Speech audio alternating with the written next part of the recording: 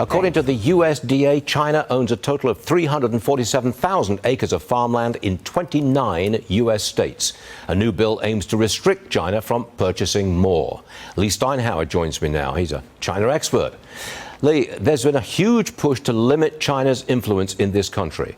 The TikTok crackdown, the administration's restrictions on Chinese EVs, now farmland.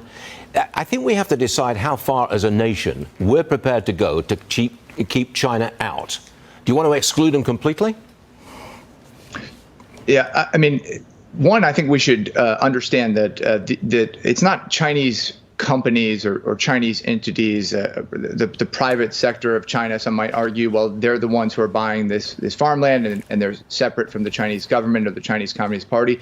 The problem is that all of these private entities in China are controlled to a significant degree by the Chinese Communist Party.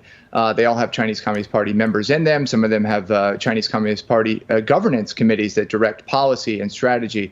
And obviously, the Chinese Communist Party wants these private entities to do something, buy our farmland, resources, et cetera. They're going to do it. And I think the difficulty becomes that you cannot separate the Chinese Communist Party and the Chinese government from these private entities and what they're doing.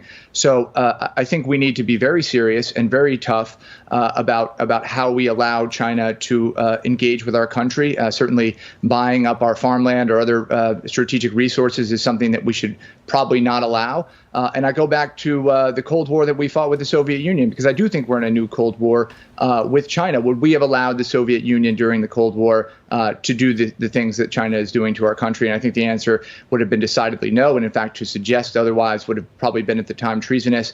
And I think we need to look at it a little bit in that perspective and get a lot smarter and a lot tougher as it relates to what China is allowed to do in this country.